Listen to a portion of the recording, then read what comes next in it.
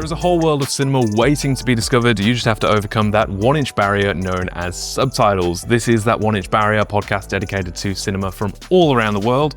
And Merry Christmas, everybody. Merry Christmas. My name is Kieran Griffiths, joined as always by Nick LaBarrow, Josh Barry. Gentlemen, are you feeling festive? My name's Kieran Griffiths. Let's not forget. Are we feeling festive? We feeling merry? I've got my Santa shirt on, and that is as merry as I'm going to get. No. I've definitely seen you merrier. I'm known to be merry around this time of After this film, debatable. year. This is going to be the most interesting chat I think we've ever had on the show, and that's a great polarizing. That's I think a is great the word of the day. precursor for you guys. I think this is going to be one well worth sticking around for the entire runtime of this episode because it's Christmas. Yes. It's a Christmas movie. We were Okay, so I'm not going to hear the end of this, am I? No. We were searching for foreign film Christmas movies. Which are weirdly hard to find. Yeah, of course. Harder than I thought. I Yeah. thought for sure that there would be, a German Love Actually or a... And do you know what? It's funny because we could criticize it and be like, oh, and Australia doesn't have that many as well. But thank God Stan has made a concerted effort over the last 4 years to release a Australian-specific Christmas movie every year. Binge, we got How to Make Gravy this year based on the famous Paul Kelly Christmas Carol, which many of you will go, that's not a Christmas Carol, it's a Christmas Carol. So Australia's now made... It's the Die Hard of songs. It's the Die Hard of songs, it actually is. Yeah. So Australia's made a concerted effort to make whether they're good or not another question and then conversation to have. It's Christmas movies, but it is tough to find movies that are not British and not American out of Hollywood that are Christmas movies. America loves Christmas. Yeah, harder than I thought. I thought it would be pretty easy to find one. That's not a traditional Christmas film as well. Yes. Because there was another title thrown around that will probably pop up next year now. That is Christmas, but it's like horror Christmas. Yeah. So it's hard to find one that is just... So I did a bit of a Google. As you do, so best foreign language Christmas films because I wanted to watch something that was good, right? Of course, because Christmas movies are shit at the best of times. So I was like, if I'm gonna watch a Christmas film, I want it to be half decent. So and one that kept coming up, and one that I'd heard of, outside of this context, and I knew was pretty critically acclaimed, was the 1964 film The Umbrellas of Cherbourg by Jacques Demy. Yes, and it kept coming up in lists, and I went, oh well, okay, it must be a Christmas movie. It keeps coming up. Questionable whether or not it actually qualifies as a Christmas film, but at the same time, the ending and arguably the most important scene, which is the ending, is takes place at Christmas, Eve, right? Yeah. So I think that's kind of it feels. It has Christmas vibes, right? I feel Christmas movies are all about feel-good vibes and jovial spirits, and I think, longing for connection and being with the people you want to be with and whatnot. But we're doing this podcast, and I think that ticks those boxes, right? Sure. So I think Christmas movie is a bit of a stretch, but also they're very hard to find. So if you have recommendations for actual Christmas movies, please let me know so I don't have to get bullied by these two next year. And from the country of France, we should say we're heading back to France for this one. And Jacques Demy, a director who we've not covered on the show, but has quite an acclaimed filmography, but is often referenced by especially Hollywood filmmakers. Most recently, two films that we, I think, all enjoyed across the board, which is Damien Chazelle's La La Land, which he has gone on record to say is very heavily inspired by The Umbrellas of Cherbourg, and Barbie from Greta Gerwig, which has the I'm Just Ken musical number, which is very very heavily inspired, almost a rip on a scene from The Umbrellas of Cherbourg. So hugely influential film and director, sort of appeared at the height of French New Wave, which is probably one of the biggest filmmaking movements in sort of the history of the medium, alongside contemporaries like Jean-Luc Godard and Francois Truffaut. And he was also married to Agnes Varda. Yeah, which I didn't know. Who, again, another very prolific director. Yes. From that era. So best known for two musicals that he did in the mid-60s, one being this one, Umbrellas of Cherbourg, and also The Young Girls of Rochefort. Loves the location. Loves a location in the title, making that a character of the... And loves the musical. Loves the musical. So Rochefort, Young Girls of Rochefort is a proper musical, in quotation marks, in terms of it has dialogue and has musical numbers. But the weird thing about Umbrellas, and what I didn't actually know going into it, is that it's entirely sung through. Les in the Mis same treatment. way of like a Les Mis or an opera. Yes. In that there is no spoken dialogue, but there's also no real musical numbers. Everything is just sung. Yeah. There's a few songs. There's like songs that stick out where there's like recurring lines, like lines of music. Do you call it dialogue still if it's in a song? Lyrics. That's where we're at the moment. But they're kind of like verses and choruses. Verses and choruses, like there's a song structure to some of them, but a lot of it literally is like, hello, how are you? I am good. I am working. Oh, what are you working on? Oh, I'm working on this. Yeah. Like it's like pretty much that right from the get-go, which I didn't know. I did not. Josh didn't know. No. Kieran didn't know. This was the first time we'd all seen But this film, I've right? never seen a film like this. I've never seen anything like this. No, yeah, I would agree. Like, because obviously, like the Les Mis comparison for me is like, I actually am a defender and love the Tom Hooper Les Mis from 2012. But that is one where, even though all the words of dialogue are sung, it has that more traditional musical structure where there are deliberate songs in the film, and it's all sung live and all of that as well. So this was something that was quite, because it still feels like a musical. It feels like there's choreography and blocking and things like that, all these traditional aspects. It has this larger than life feel, both narratively and visually. So it's interesting that it's, to say that it's a musical by all aspects and elements you would put on paper, but it still was like nothing I'd ever really seen before. No, which is interesting. It's very unique, but it is, I mean, a massively critically acclaimed film. It won the Palme d'Or in 1964. It was nominated for 5 Academy Awards. Wow. Didn't win Best International Feature. I'm not too sure what did, but it was nominated. Interesting. For Best International Feature. How many episodes do we have to do before we get back to 1960? Oh, tonight, yeah, sorry. Yeah, we'll have Episode to do this. 200. We're going to have to do this for 70 years to get there. Yeah. Oh, one of us will have definitely killed one of the others by then. And I'm pretty sure we'll. If I continue picking films like this, it might be Josh killing me. So the film, the synopsis of the film is, on IMDb, is literally one line. A young woman separated from her lover by war faces a life-altering decision. Yep. Which is pretty much, it's a very simple It's so story. funny following this film up from last episode, which was Fallen Leaves, which is that very similar thing of a meet cute that happens. Now, in all honesty, like the relationship in this film is probably already- post a meet cute. It's a bit established, but it's still young love. She's 17, he's 20. Very French. And 16. oh, she's 16 when the movie 16 starts and turning. 20. That's right. She's And almost. I was I am like, 16. they look nothing like Oh, that. no, because it was 40 and 30. Like, you're now playing. Yeah, the actors. Yeah. How old was 100%. So Catherine Deneuve, pretty massive French actress. She was in, she's the main lead in this, and she was also in She's The stunning, Young Girls by the way. of She's beautiful, Rochefort. yeah. And she's an Absolutely incredible actress. gorgeous Oh woman. my God. I'm just trying to work out how old she actually was. Yeah, in I did look it up. But yeah, definitely not 20 and 16. She was early 20s, I think. Okay. I don't think it And looks he was- too egregious, because I mean, I feel like He I was look early at, 30s. I feel like you look at photos of, like, I don't know, your granddad when he was like, you know, he's like, here's me when I was 16. He looks like he's about 45.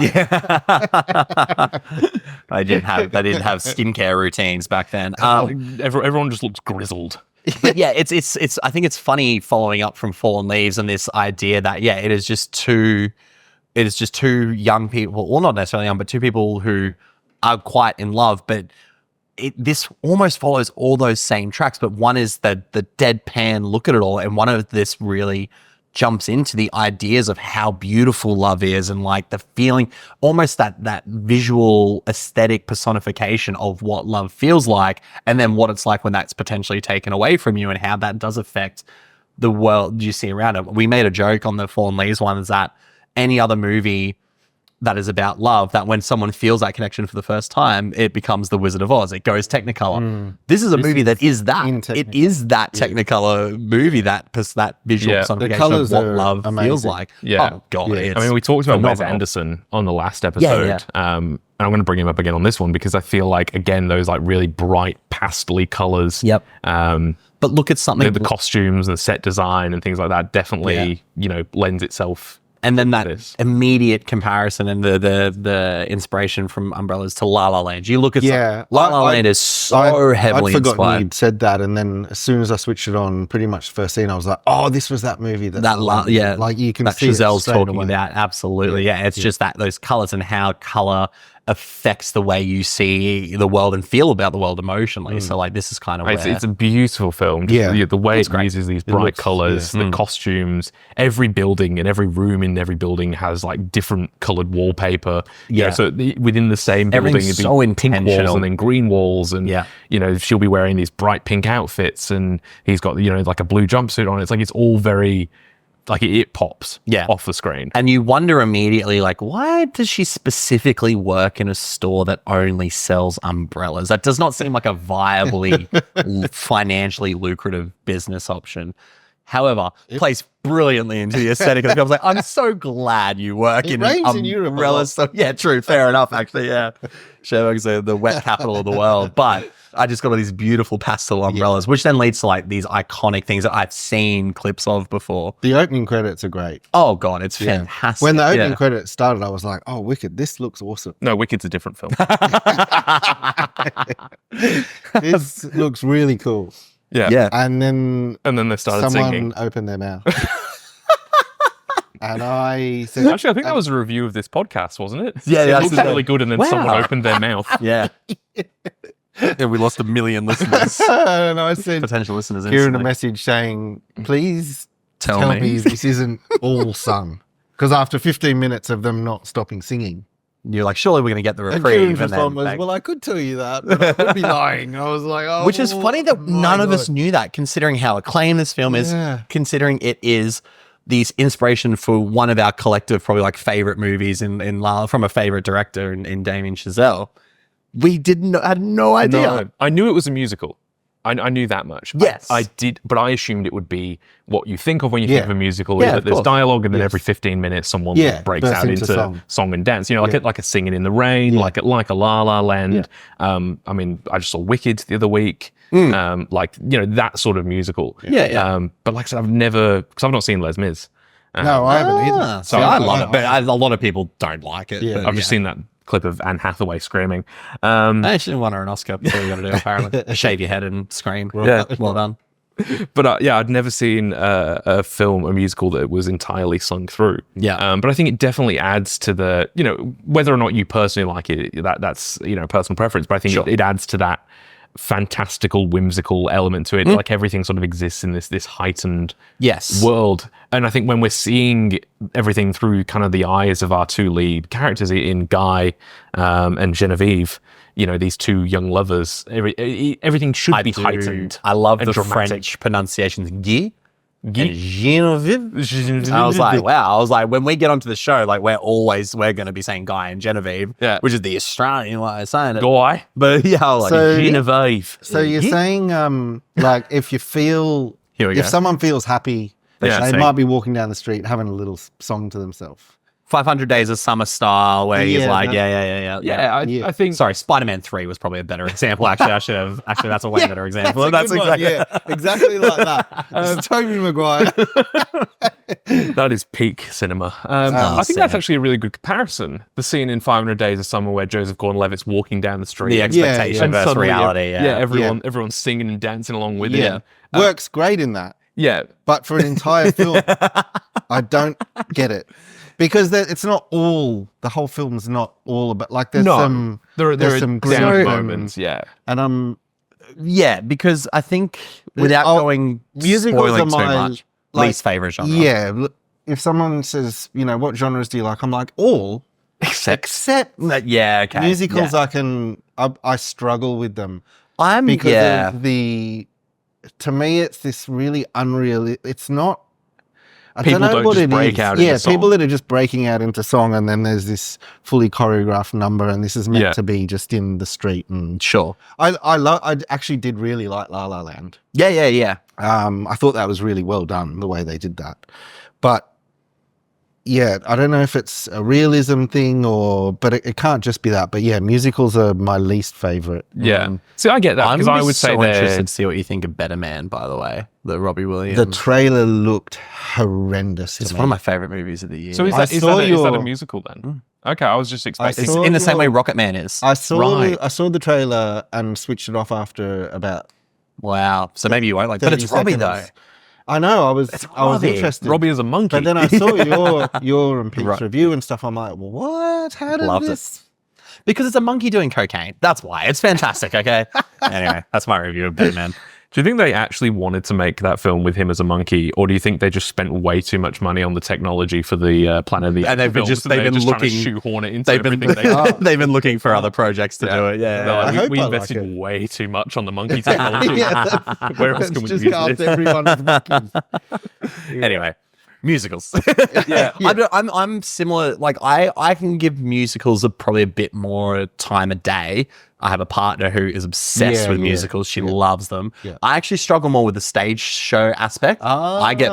Sorry, she might be hearing this for the first time. I get bored in stage shows. Okay. I tell people the best musical I've ever seen, and I've seen like all the classics. I've seen Hamilton, everything. You gonna say Book of Mormon? Book of Mormon is my favorite fucking musical of all time. It's great. Because it's hilarious. It's because it's really funny. I didn't know you could say the C word in a musical. I was like, oh my God, they did that. Yeah. I get it now. I get it. I understand it. Yeah. And with movies, like they have to be pretty great. Like they have to be La La Land.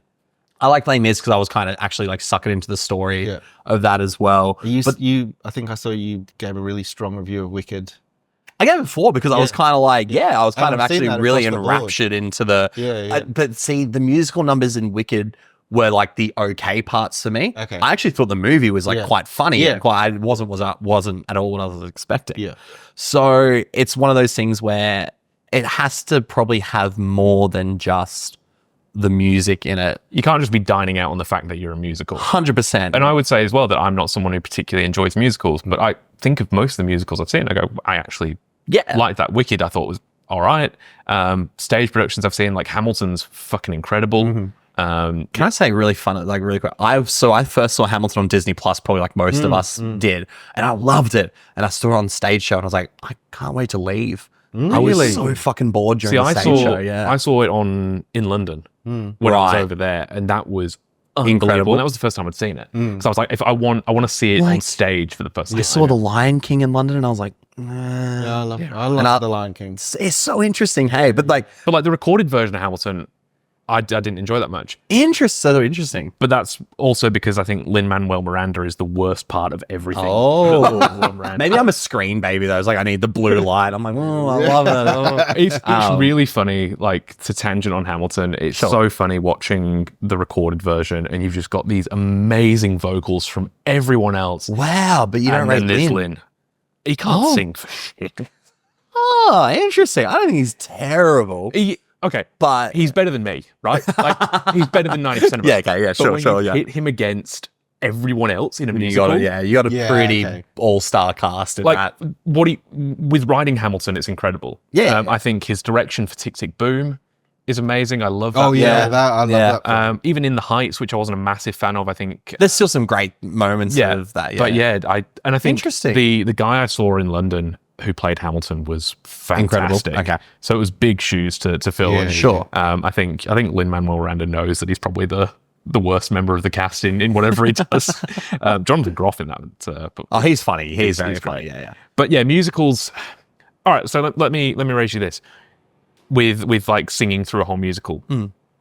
Compare it to something like, was it Joel Cohen that did the tragedy of Macbeth? Yeah. A couple of years ago. Yeah. So recent adaptation of Shakespeare, but done entirely in Shakespearean dialogues. Yes, I couldn't stand that. I didn't like it too much. No, but I loved how it looked. It looked I was watching it, I was incredible. like, this looks great. But I was like, actually, I don't know what maybe quite similar to Cherbourg. It looks incredible, but but I couldn't get into Tragedy of Macbeth because I was like, I know that's how it was written. Yeah. But that was also 400 years ago. Yeah. Dialogues evolved. I want to hear. But that's funny because like when a Kenneth Branagh like version of it comes out, like when I watch his, like the ones we were forced to watch in school, there's elements of those that I really enjoy. But he, I don't know, maybe has this more balance of. Yeah. See, that's why I prefer the Justin Kurzel version of Macbeth. I love that.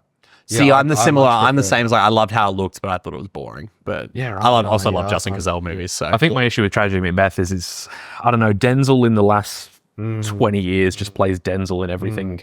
Which was funnily the best part of Gladiator 2. So it's the only part where I was like, oh, this person gave a shit. I mean, that is just Denzel transported from Training Day. Into when you win that Oscar, he's like, I know what the people want. But I think that's probably a similar comparison. You know, I think doing a film entirely in Shakespearean dialogue is similar to... It is. You know? Oh, but that's how it was originally written. But so that's how the musical was wrtten. It's a stylistic choice. Whether or not it works for you is another thing. My argument that I would bring up is that if there was spoken dialogue in this film and then some musical numbers, I don't actually think I would have cared anymore, because this is a very basic story. I'll say that. Like it's a couple. They're young and in love. Their life is so bright because of it, and then he has to go to war. He has to go to the Algerian War. So this is the 60s. So he gets late 50s. So he gets conscripted to go and fight in Algeria. And I mean, this all happens in sort of the first act of the film. Well, it's broken up. We should probably put it in 3 distinct parts. Like it sort of jumps across a few years. Time and space. Once he fights, because they're going to get married against her mother's wishes. Classic. You know, Mother is like, in the best way possible, a bitch, but like she's so good at it in this. Like every time she's singing, she's like, "You are too young to wait," and I was like, "Shut up!" But also like, shit. Yeah, pretty much. She's like, "I am sad and French, and I know what's best for you," and I'm like, "Fuck." This is what the whole film's like. We toyed around actually singing the whole episode. But, I reckon it would have been our most viewed episode. Josh was ready to kick us out. He goes off to war, and then the mother introduces a man who she's met, who she thinks is a great suitor for her daughter. Yeah, he's like this wealthy jewelry dealer, pompous. But once Guy is conscripted, the night before he's due to go away, he and Genevieve sleep together for the first time. I will admit, the whole lead up to that was kind of cute. I was like, that's exactly like because he's looking after, who's his aunt, isn't it? His aunt Elise, yes. So she's like sick in the bed, and they have to like come home and like musically stumble to the room to have sex. And I was like, that's actually kind of great. I was like, but she falls pregnant. And it was after the Guy leaves. No condoms were invented in the 50s, apparently. Anyway. They haven't invented the pull-out method yet. That's not very French, though. That's not very French. So, knowing that she's pregnant, Genevieve's mum wants to try and sort of sign her, hitch her up to this rich, to be looked after, rich suitor. What is his name? Roland Cassard. Roland makes sense, doesn't it? Yeah, very French. Very French. So rich jewelry dealer. He's smitten with Genevieve when he first meets her. I mean, understandably. How good is the mother? It's just like the reason she's like, "Oh, I love jewelry." Like, is the whole like, I know he's rich, and he's like, she's pretty much just like, yeah, but I also love jewelry. It's like, oh, he's a very fancy man. He's a jeweler. And I was like, well, come on. There's fancier shit you can do. Talking about Shakespeare, very Shakespearean, I think, the story. It's like very Romeo and Juliet. Yeah. Like that tragic love story. Tragic melodrama is very much like at the heart of this. Yeah, because it's sort of like that, that young love that it's like, are they really in love, or is this just the first time they've, boned somebody? Yes. And Oh, 100%. I think that's like people like, I think everyone can relate to that to an extent of like the first time you've met someone when you're in your late teens, early 20s, you're like, I'm in love with you. It's like, no, you're just horny. And I don't even think it's not just the relation to it. I do think, and I was thinking about this the other day with another movie, and I can't remember what it was, but it was that idea of longing for that feeling again. So that's why I feel like a movie like this resonates so much, is because everyone goes, and then when it's presented in this jovial musical format, you kind of go like, oh, the nostalgia of feeling young love again is so palpable and so powerful that I think that's why people fall in love with the movie so much. And it is this whirlwind romance, right?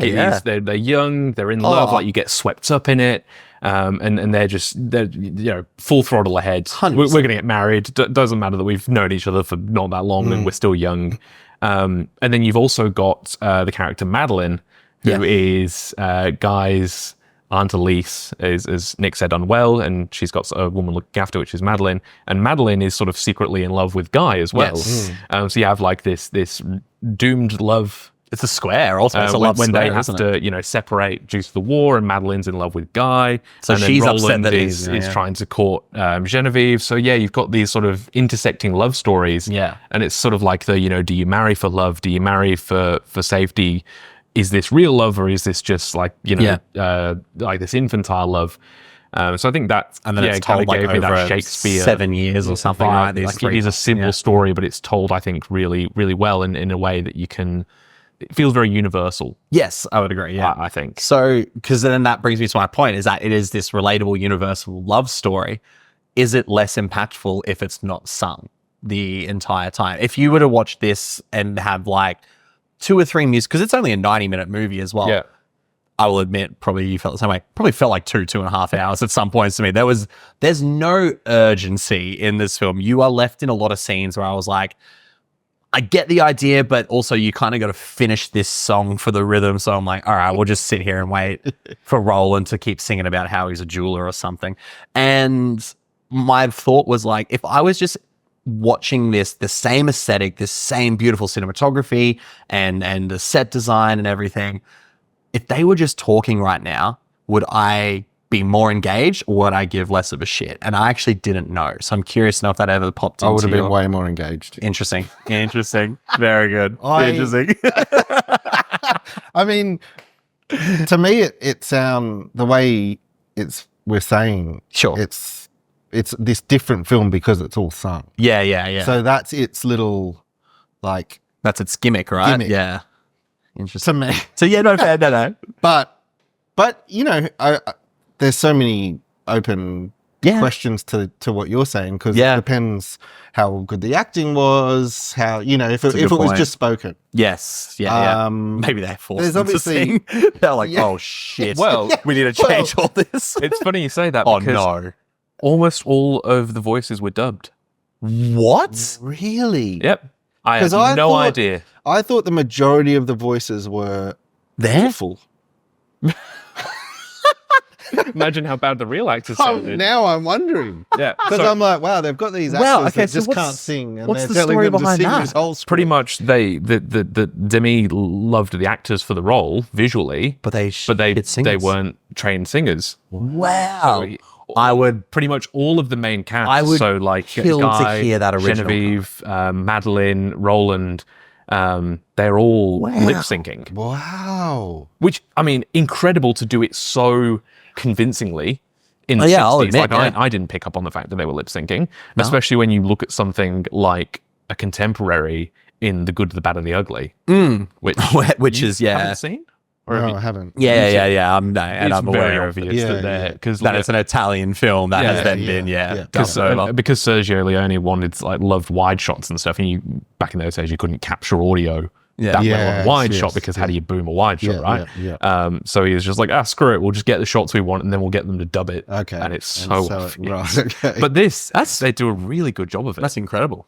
Okay, though it's convincing, but I would also love to hear any original audio from that was potentially captured. But to answer your question, I think it would lose its magic. Yes. Like, I know you call it a gimmick, call it whatever you want, but I think so much of what makes the film special is the singing. I would agree. You take that away, like it or not, I think you take it away and it takes away from what the core of the film is.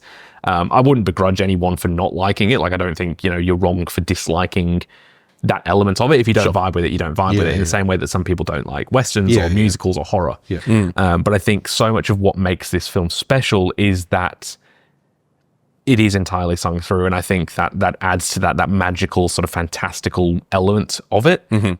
It is a little bit weird when they're sort of having these like sadder, more dramatic moments that they're seeing through it. That was a bit weird, but I love those scenes of where they're just so clearly in love. And I think it does kind of add to those more dramatic moments, like we talked about the Anne Hathaway thing. You know, those big emotional moments when you're singing through it, it does add something to it. I don't know what. It's like this extra expulsion of energy. It's like that welling up to a point where you don't know whether to yell or scream or cry or laugh. Like I feel like singing is the ultimate pinnacle of when words aren't enough. Like, what do you do next? I think music can imbue a lot more emotion. Sure. Than regular dialogue. I think you can really express that sadness, but also that elation. Like, imagine if Killers of the Flower Moon was a musical. You know what I mean? Like, might have been able to actually sit through it in one session. I knew that. I was like, let's not do that. So yeah, it's interesting. I want to see Brendan Fraser singing in a courtroom now. I mean, I agree with that. Like some of the most impactful moments in film for me are where songs stirring score has come through and being used to great effect. Think about the docking scene in Interstellar. Like, great scene on its own, but that think about the you're glad I said Interstellar, didn't you, at the end of that? Think about that scene. But in the sense of, like, it's brilliant. It's a fantastic scene.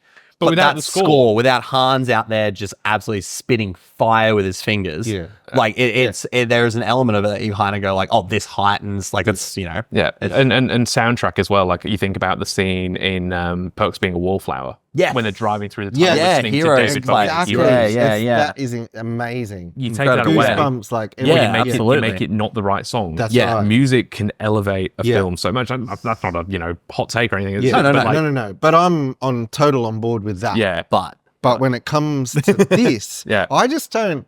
There's nothing that distinguishes any moment for me. There was no scene where I sat there and went, this is the highlight of the singing. This is the highlight of the music. I think I know there are some like more musical numbers in terms of, like you said, like the more repeated and that choreography. But it doesn't have, to use Wicked as a recent example. It doesn't have its defying gravity. No, even I, who was like, Wicked's all right, when it got to defying gravity, like, I was like, shit, okay, this shit slaps. Yeah. You know.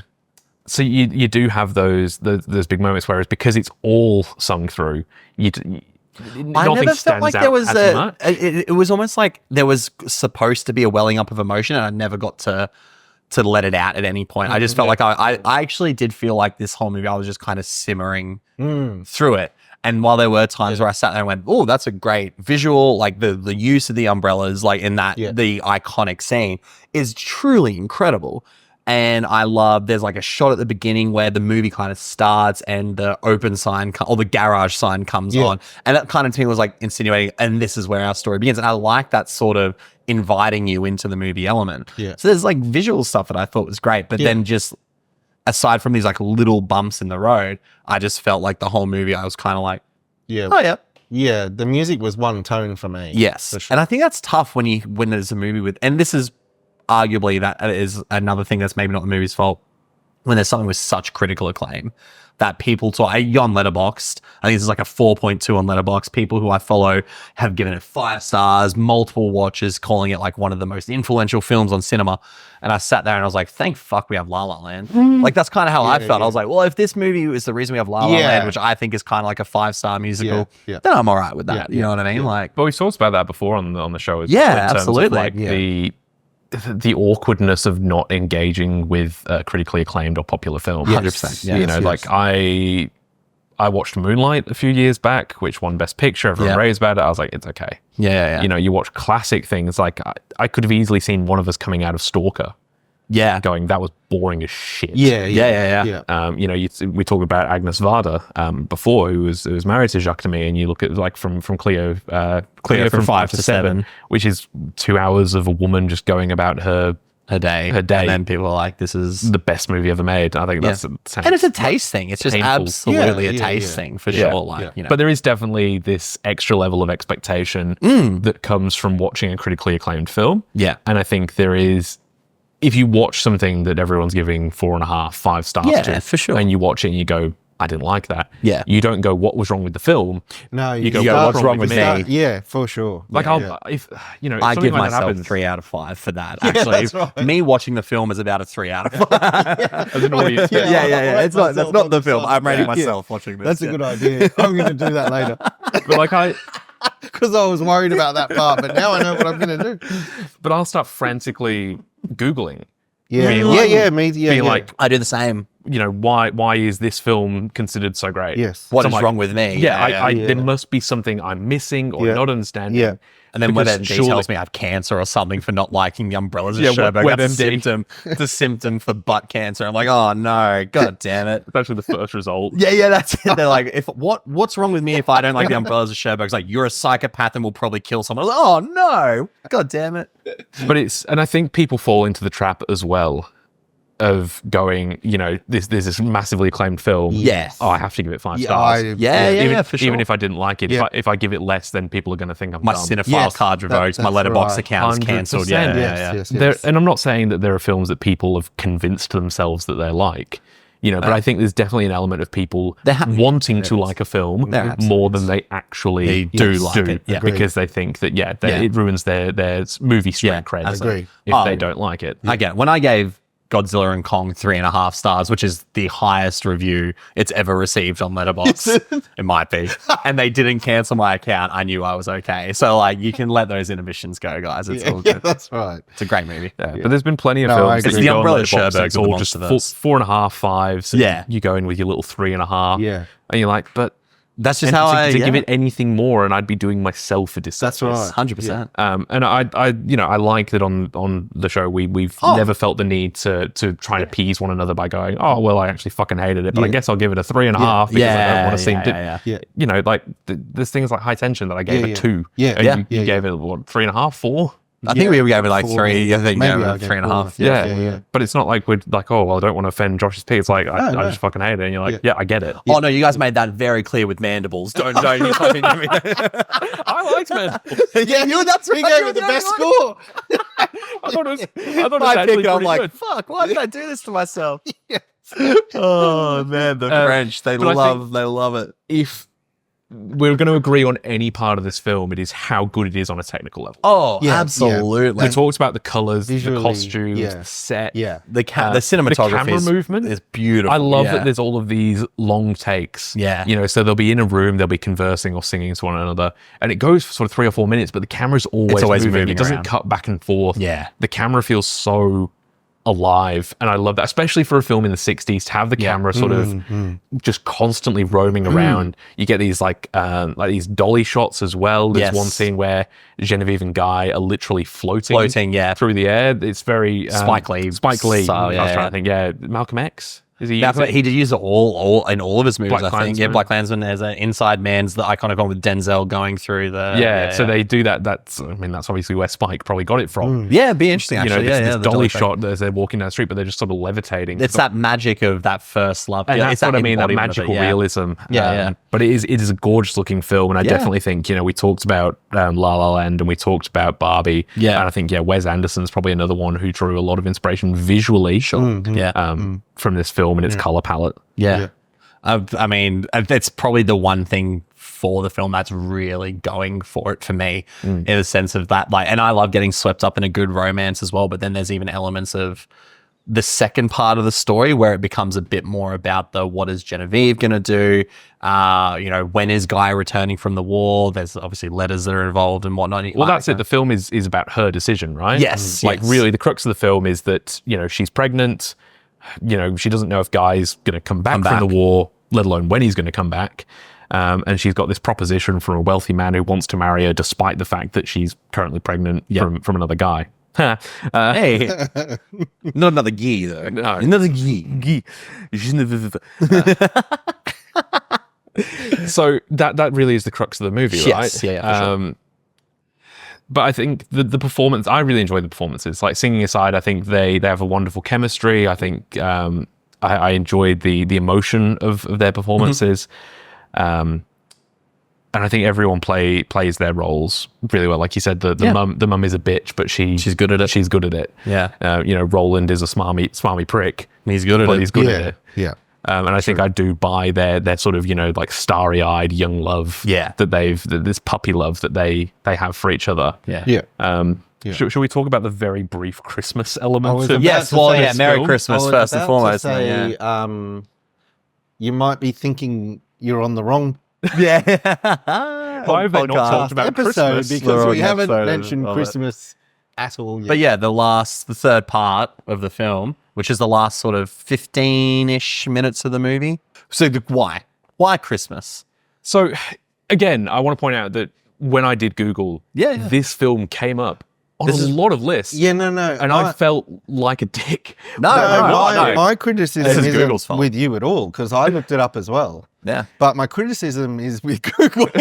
My criticism is with who we were talking about, probably those people who are on Letterboxd going like, did I actually love this movie? I'm going to give it 5 stars anyway. Is it a Christmas movie? Oh, yeah. Like, if you guys think it's a Christmas, it seems like one of those things where it's just like, everyone's gone, oh, yeah, but you think it is, right? And like, yeah, maybe, yeah. Like, I think I'm out here to say, like, no.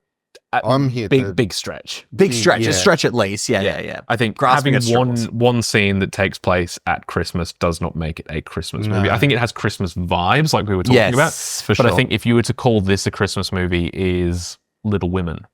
Yes, right. Yeah. Has Christmassy vibes. Yeah. Has scenes that take place around Christmas. They talk about presents. But I would never think Christmas movie Little Women. I'm not watching Little Women on Christmas. No.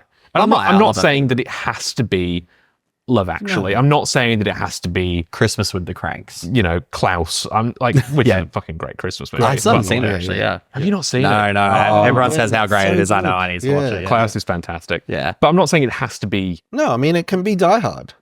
Yeah. Carry On, the new Netflix film with Taron Egerton and Jason Bateman, is a Christmas movie. Yeah. But I'm not saying it has to be just a shout out. You know, your cliche typical. It doesn't have to be Home Alone. No. Home Alone 2 is better than Home Alone 1, by the way. Is it because Donald Trump's in it? No. That's how I judge all of my movies. So my 2 favorite movies are The Apprentice and Home Alone 2. Yes. The Apprentice was great. I thought The Apprentice was great. But yeah, calling it a Christmas movie is a bit of a stretch. Yeah. But sure, yeah. I would say the big emotional climax of the film takes place in the final act, and the final act takes place at Christmas. Yeah. And there's snow, and there's lights, and there's tinsel, and there's so we sort of get. I don't get that though. Like, I don't get why specifically. It has no relevance to the story. That it's at Christmas. It could be at any time. Yeah. I mean, the snow, but it can be January or February. No, I think so as well. I think for me, it showed. So we get this time jump. We see Guy in the future. He's married. Has a child, and like they're getting ready for Christmas. The wife's going to take the kid out to see Santa, and then Guy and Genevieve run into each other pretty much for the first time since before he left for the war, because by the time he gets back from the war, she's already gone. So they run into each other, and it's that for me was I think the big emotional moment, because I was these 2 people who are so madly in love run into each other again, both living their own lives, and I think it's really interesting as well, because like Guy is the one who sort of feels left out, because Genevieve's gone off and married someone else. He comes back from the war. He doesn't know where he belongs anymore, because as we've seen in so many films, when people come back from war, they feel so lost in normal society. So he's got that going on. He's lost the girl he loves. But then at the end of the film, he's the one that seems happier. Because he's with someone else. He's got this son, and then he runs into Genevieve and their child, his child with her, and she doesn't seem happy. She's driving a nice car. She's got this big fur coat on, but she's obviously very wealthy.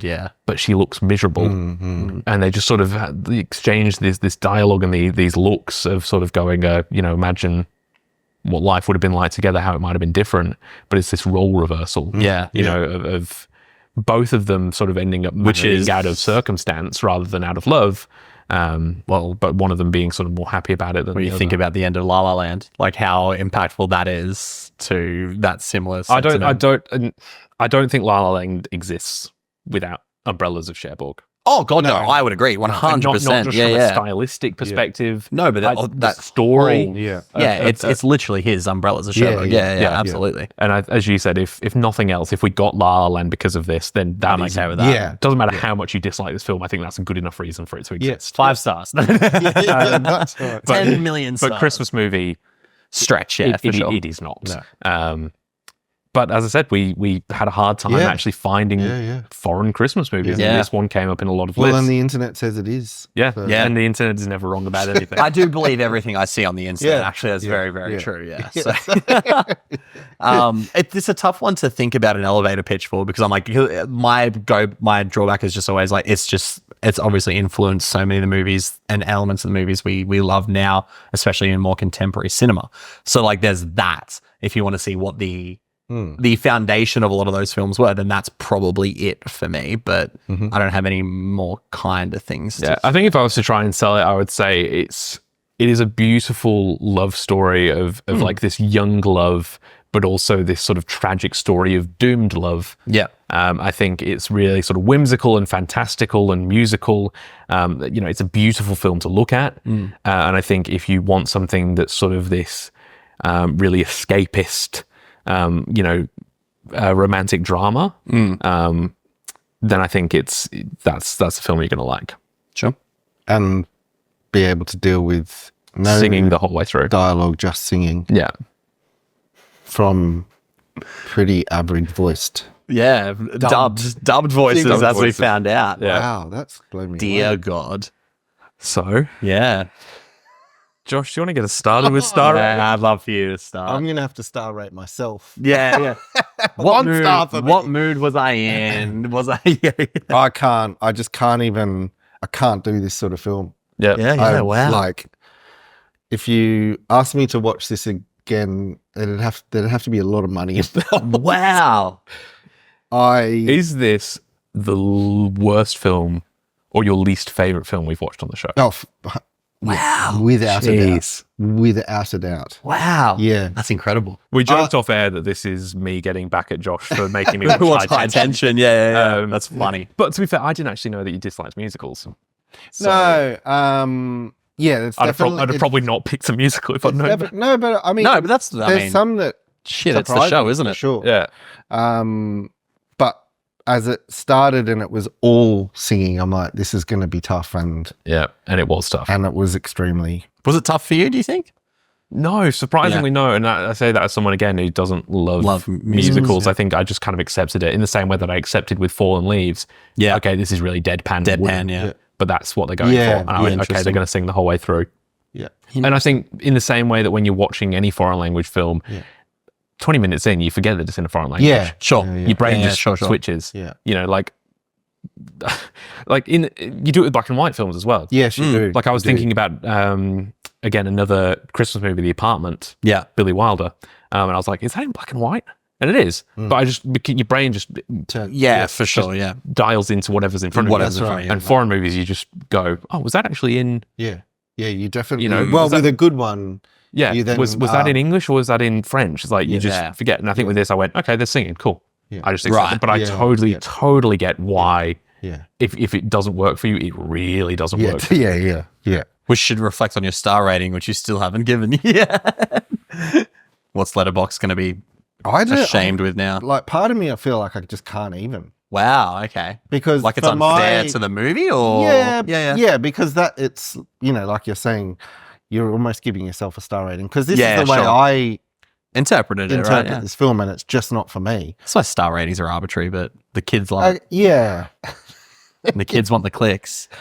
I mean, they don't care about what we have to say. They've actually skipped this whole episode just to get to this point to see what we gave the It's a film that I wouldn't have watched through if not for the podcast. Like I would have turned it off. Yeah. I'll pose this to you then. Give me a star rating on a technical level. Oh, on a technical level for the sort of film it is, I would give it a. Oh shit! Just purely technical. See, like my technical would be probably like a 4. Like, on a technical level, it's probably about a 4. I mean, technical probably 4 to 4.5. Yeah. Enjoyment 1. I just can't even. It's got 1 or 2.5 for argument's sake. Meet in the middle. Because it's a fair point. Because like, especially when I think about my star ratings, I do implement all of those. Yeah, that's right. It's almost like I started at 5 and then take away from there. Because I'm at a 3 for this. I understand its cultural significance. I understand why people enjoy it. But I sat there and I wasn't as moved by the love story. was struggling with the singing the whole way through. And then when there were bits that popped up and I'm like, oh, I recognize it. I was like, oh yeah, I get it. I get why that technically is great. But like, yeah, for me, I probably wouldn't watch this again, like ever. So it's sitting about a 3 for me at the moment. Yeah. But I'm also ready to lose my Letterboxd account because of it, because fuck, we're about to get scathed for that. So I'd watch 2.5 and a 3. I'd watch La La. I'd watch La La Land's Clockwork Orange style for a week straight, right? Then watch this again. And even if that means La La Land's ruined for me forever because of that, like I would do that. Then yeah. Oh, yeah, right. But I didn't hate this movie. I just didn't like it. Yeah. Yeah. Another musical that I enjoyed though, Spielberg's West Side Story. Nah, Did you guys? I didn't like it. No. Didn't like it. Really? No. Was it the musical element of it that you didn't like, or was it? I remember the opening shot of that film being like, holy shit, Spielberg's cooking. And then I went, this is just another musical. I remember, being probably the music. But I also remember it being really slow and boring. Super long, super slow. Yeah. Controversial. I don't know if this is controversial.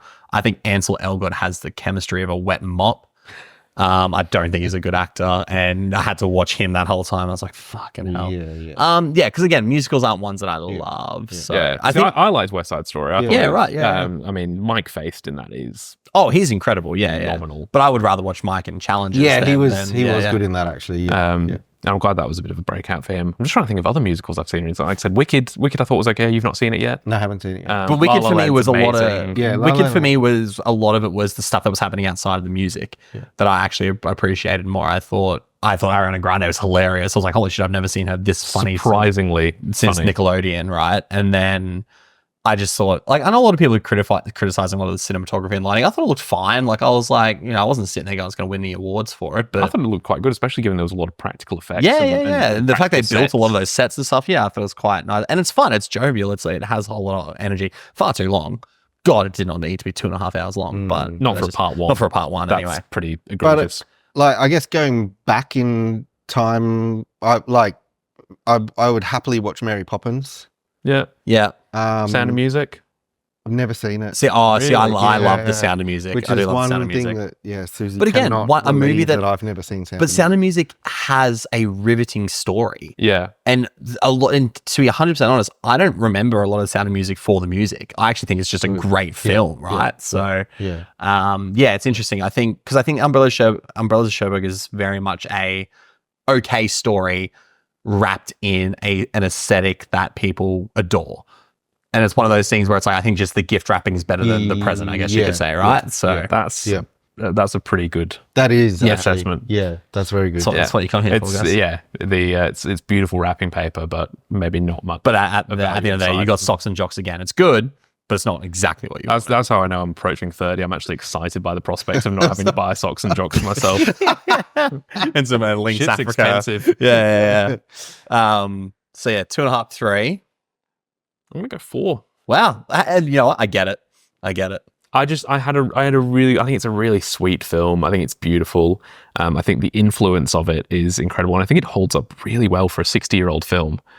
Yeah. To me, it still feels very, very fresh and very modern. Now, none of us watched the 4K restoration, I'm guessing. I just watched the I don't think the 4K restoration is out yet. Yet? Okay. So there is a 4K restoration being done by Janus Films. Oh, yeah. I think for its 60th anniversary. I think it's coming out in cinemas this month. Fuck, well, I can't wait for that to bombard Letterboxd. Fuck me. But geez, that's gonna look good. 4K restoration of that film's gonna look. It'll look pretty good, yeah, for sure. Fantastic, because the colors just pop. Yeah, off the colors are amazing. But yeah, like I said, I think it's just a really sweet, beautiful little film. And I think if you watch 10 minutes of it, and if you're not vibing the singing, turn it off. If you're vibing the singing, I think you're gonna have a good time with it. Yeah.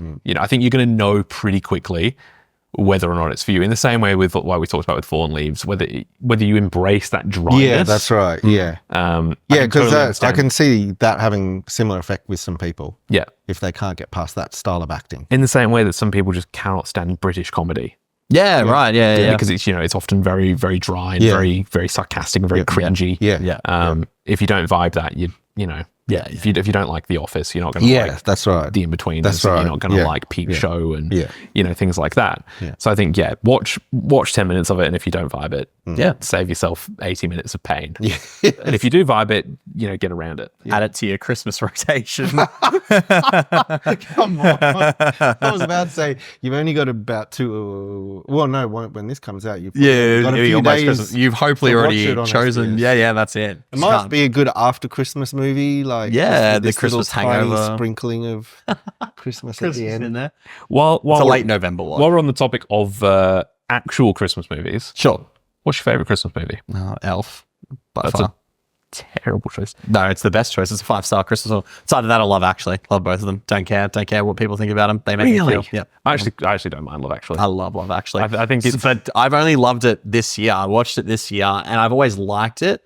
And then when me and Rhiannon started crying when everyone's meeting at the airport, I was like, oh, maybe I do love this movie. And then, Love is real. Yeah. Christmas is real. That's turning 30. That's what that is. So I love love now. You know how we're talking about films that people pretend to like? Yeah. Love Actually is a film people pretend to hate. Yeah, I agree. I agree. I think it's cool to hate Love Actually. It's actually a fucking brilliant good film. Do more younger people hate it? No, I think the younger people are starting to love. I think it's now having its resurgence because younger people are being like everyone who was so cynical in the early 2000s about. I think Gen Z are getting into it, whereas I think us jaded millennials are all like, Christmas spirit. Whereas I actually think but not more about the Christmas spirit, more about the I guess questionable wokey stuff that wouldn't be. Hasn't aged that well in it. I mean, does anything age that well from? What hasn't aged well in that? Well, like the boss and the. Alan Rickman like the inappropriate. Yeah. But that's still stuff that happens now, you know what I mean? Like that, and that's the whole point.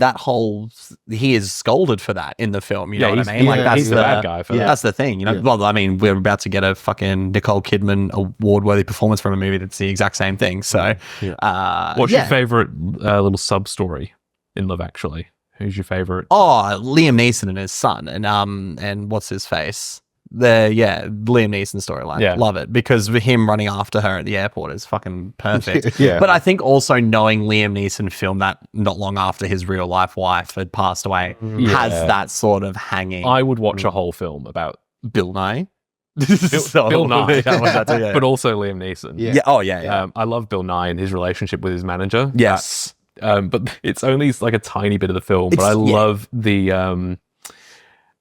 I can't remember the actor's name, but he's the guy who goes to America because he thinks that all American girls are going to be into. He can't get a chick here, and then he goes to America, and they all love him. And he just meets like these. And he comes back with Shannon Elizabeth, Elizabeth Shannon. Sorry, that is my favorite one because it's just exactly how it feels growing up. Like, in the UK, it's like I'm just going to go somewhere where my accent sounds exotic. That's right. I do. My favorite line in that film is Bill Nye going like, "Kids don't buy drugs, become a pop star, and they give them to you for free." Yeah, that's a great line. Like live on the radio. Yeah, it's so good with Anton Deck, of course. Yeah. Josh, what is your favorite Christmas film? Well, would you say Love Actually is yours? Is that what you're saying? No. Okay. No. So I'll go after Josh. Well, very quickly, The Holdovers is becoming. Oh yes, shit, that's mine. Oh, is it? Oh, is it? There we go. Snap. I've only seen it the once. Yeah, I'm gonna rewatch it this Christmas. I'm showing it to Rhiannon and her family. It's good. So last year, I actually saw that I watched it a couple of times around Christmas, and then I've watched it this Christmas as well. Yeah, and it is an amazing. It's film. Brilliant. It's fantastic. Oh man, so there's so many elements to it that the first time I watched it, I probably wouldn't have even said it was a Christmas movie, but the more I watch it, there's so many elements to it. That and you're a big Paul Giamatti fan as well, aren't you? Massive Paul Giamatti fan. Yeah. So for me, it's like perfection. Big Alexander Payne fan. Yeah, that's her. Yeah, I need to watch more of his stuff. Big fan of his. Because he did. What did he do? Sideways, Nebraska, About Schmidt.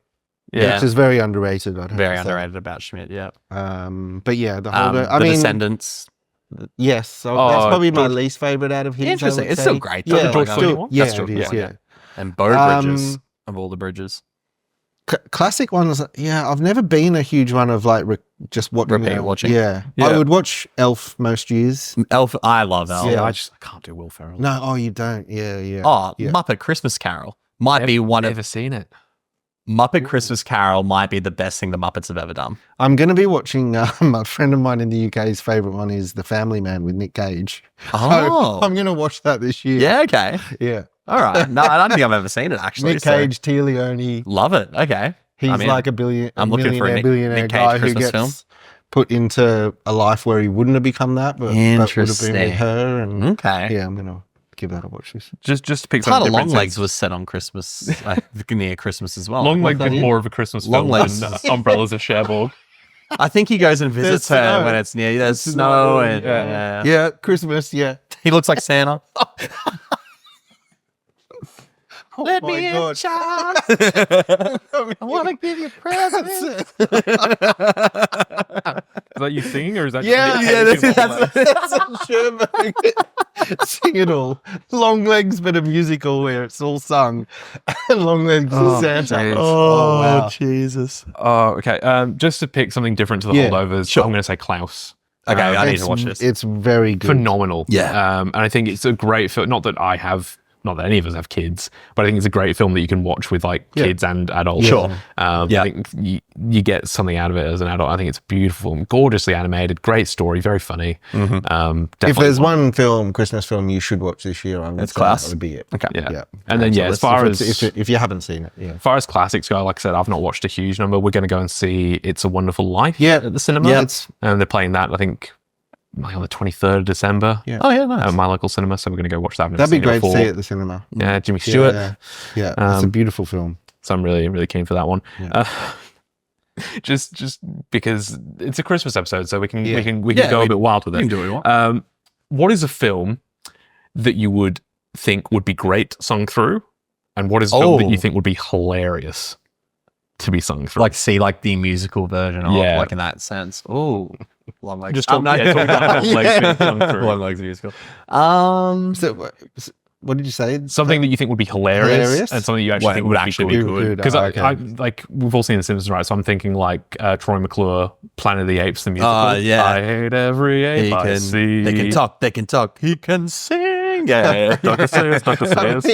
I mean, any like 80s action movie would be hilarious. Like Rambo? Yeah, I think Rambo musical. And that's a Christmas movie, maybe. Yeah. There's a Christmas tree in the back. There is. Like Predator or something would be hilarious. Yeah. Can you imagine Predator? Imagine Predator doing this like ballad about no one loves me. Yeah. They think I want to kill them. Hilarious.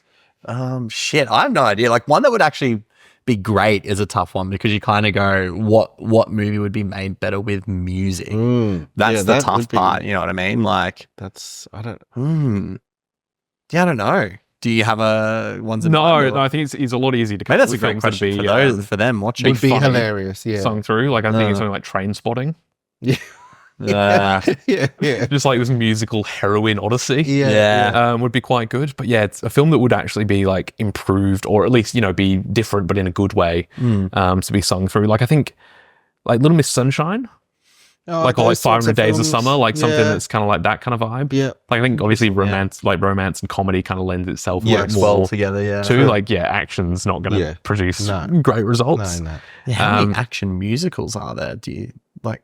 I mean, that's a gap in the market right there. I'm starting to think they did it like Amelia Perez sounds like it's the closest thing, to be honest. So. Yeah. Because there's that. That's not entirely sung through, is it? That I think most of it is though. Maybe I haven't seen it. So no, it was on a Brisbane International Film Festival, but I didn't round to that one. But yeah, I think interesting. I think there's a lot of films that could be very What funny. do you think? That's what you need to give us. I said you. You specifically.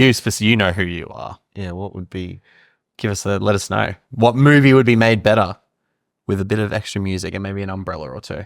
And then with Muppet Christmas Carol, is that entirely Muppets or is there a? No, it's a mixture of humans as well. Okay, and cool. I genuinely wholeheartedly believe this. The reason it works so well is because Michael Caine, who plays Ebenezer Scrooge, is actually giving a great performance. Like he's playing it so sincerely, and then you have that juxtaposed with the outlandish comedy of the Muppets. It is so perfect. Like I think that's genuinely, no word of a lie. I think Michael Caine actually gives like an awards-worthy performance in Muppet It's Christmas one of Carol. his best performances. I think it might be because it's so good. And then when it gets to the end of the story of A Christmas Carol, and Scrooge is like, and a fucking goose for everyone. You're like, yeah, that's like you actually like kind of love that shit. But then the songs they sing are great, and I've loved Muppets. I think the Muppets So are great. one of the questions that I see pop up on the internet semi-regularly is take a film. How do I delete my search history? That one. Okay, so yeah. So I know how to do that. I'm an expert. Take a film, replace the entire cast except for one actor with Muppets. The Departed. I would watch my favorite movie of all time. Mark Wahlberg is the only human, I'm assuming. Yes, absolutely. He is. Yes, because Kermit is Leo, 100%.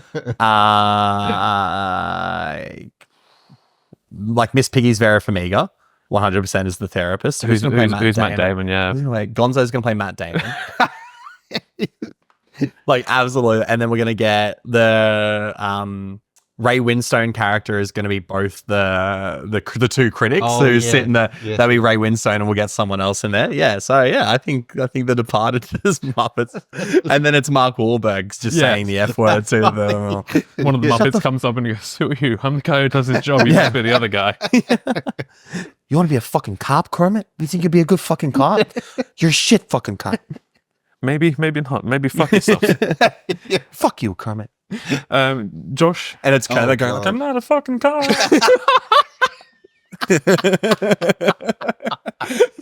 That's probably the best impression you've done on the show. I've held Kermit in there for a while. Didn't sound like Arnie for a Oh shit. Oh my god, I don't know. I don't know. My go-to for this is always Seven, the David Fincher film with Muppets, and Kevin Spacey's the only human. So you think for the first hour and a half of the film, it's just Muppets, and then Kevin Spacey just walks in going, "Detective, Detective That's Kermit!" good. That's good. That would be funny. Yeah. I would love that. Fuck. Oh, that's funny. I don't think there's a high. I don't think we could get any better than that. That's the Christmas episode. If the movie didn't bring the Christmas spirit, off the top of my head, I'd say Whiplash. J.K. Simmons. Yes. Oh my god! And you've obviously got aggro. Yeah. Or you? Yeah. Angry. Yeah, angry. I'm aggro. Yeah. No, aggro's a different. That's a different. I've got a story I can tell a fair about aggro. Different puppet. Yeah. That would be funny. Yeah. That would be funny for something a little bit dark. And then obviously Kermit is Miles Teller's character. Yeah. Or you want Gonzo? No, Gonzo on the drums. Yeah, okay, Gonzo on the drums. No, not Gonzo. Animal. Animal on the drums. Animals on the drums. I'm not sure who anyone else is. Miss Piggy is the girlfriend. 100%. Who else? So I think so many films you could do, and it's just funny. Like Social Network and Jesse Eisenberg's the only human. Oh my god. Yeah. Schindler's List, Liam Neeson's the only human. Nah, I'd make Ray Fiennes the only human in that. Oh, because like you almost need Kermit to be that lead character every time. So Kermit going up against evil Ray Fiennes in Schindler's List would be. But I do want to kind of see a Nazi Muppet. Yeah, I mean, it's Gonzo, of course. It's absolutely Gonzo. Maybe Sam the Eagle. There's just so many films that are made instantly funnier by making the entire cast the Muppets. Again, Trainspotting. I think Ewan McGregor is the only human. Oh my god! He's just doing heroin with a bunch of Muppets. Who's the baby that's on the roof? Like which Muppets just had their head turning around? And The Exorcist is Muppets. Yeah. Oh my god! And it's just Father Karras who's the only human character, and you just got like Muppets on the bed, fucking possessed. Miss Piggy would be the mum. It's like, oh no, my girl. Can we have Miss Piggy? She's pissed her pants as the girl. Oh, that would be pretty funny. Your mother sucks cocks in hell. This segment was worth doing just for Nick. Yeah, true. I love the Muppets. You got good Muppets. I've got all the Muppets locked in there somewhere. Oh, jeez. And Saw, but with Muppets. Who's the human?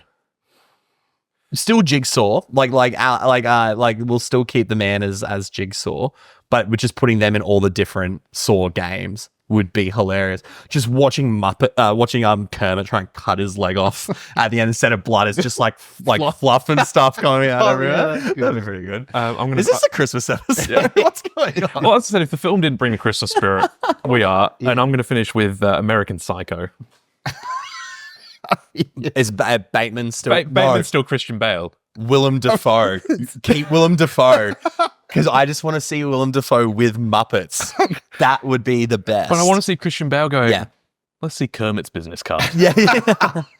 I'm going to say American Pie. That green. Yeah. Oh my it's God. Just Jim's dad, isn't it? Yes. So it's Kermit fucking the pie.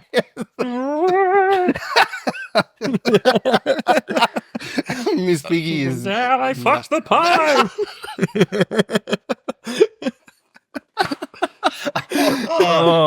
We'll just tell you. Oh, animal has to be Stifler. Animal Stifler. Straight away. Oh God. Oh, we need to wrap this up before someone says something. The problematic scene of Miss Piggy stripping down, getting blasted over the internet. Oh my God. Oh gosh. What a lovely Christmas episode. Merry Christmas, everyone. I hope you've listened to this one with the whole family. Jeez. So that's it. That's well, Christmas Merry Christmas for another year. And the Christmas present will be another year. Leaving you with a lovely little Christmas present, which is my pick, which will be January's episode. Where are we going? We're going to a country we haven't been to before. We're staying in Europe. Okay. And we're going to Romania. Oh, I've just been there. Have you really? I did. I went to Bucharest. Did you just make beautiful city? Yeah, for one night. There we go. One Night in Bucharest sounds like a great time. That sounds like a great movie, actually. But that's not the film we're doing, because that's not a real movie. We are doing 4 months, 3 weeks, 2 days. Whoa. Wow. Okay. Yeah. I haven't actually seen this, but it's been one on the list that I've wanted to watch for a long time. Yeah. And that's why I'm big. Yeah, on my list for a long time. We've been a bit too lighthearted recently. We have. It's time to heavy hitting shit. Bring it back to the dramatic roots, right? Going to a country we haven't been to before, which I'm excited about, and a film that's been on my list for quite good thing the Christmas period, because I mean, behind the curtain, we obviously record some of these in advance. We're doing a lot of drinking lately. That's probably the best time to watch a movie like that. I would say just when I'm in an absolute state of constant alcoholism because of Christmas. Let's watch Somber 4 weeks, 3 days. So I'll just put up the synopsis for that one so that people know what they're getting into. So 4 months, 3 weeks, and 2 days, released in 2007. A woman assists her friend in arranging an illegal abortion in 1980s Romania. Real cheery topic. Yeah. Life would have been much simpler for Genevieve if she'd been in this movie instead. Shit. On that sobering thought. Yes. So yes, that one will be out in January. Yes. So keep an eye out for that, and normal programming will resume from there on. That's normal, yeah. Nick, do you want to see us out? That 1 inch barrier. Everywhere you can find things on the internet, like YouTube perhaps, or podcasting platforms of your preference, and Instagram and Letterboxd, and all of our personal socials and Letterboxd will be in descriptions. Merry Christmas. Thank you for another fantastic year, boys, of the podcast. 2 years down. Yes, we'll have our second anniversary coming up in soon, which February, will be I think. Fantastic. We might do another little Q&A. It's an excuse to drink. Well, so not that I ever need one. Maybe a card game. Oh yes, we might have the. That's right. Yeah, if you like this segment, that episode is just going to be 2 hours of shit games like this. Yeah, that's going to be fun. Except we're all going to be pissed. So, but have a safe Christmas. Have a happy New Year. Watch some good movies. Watch some Christmas movies. Yes. Klaus, if you haven't seen it. Homework. Muppet Christmas Carol. Holdovers, if you haven't seen it. Oh, hold it. Yeah. And maybe not the Umbrellas of Cherbourg. But we'll see you in January.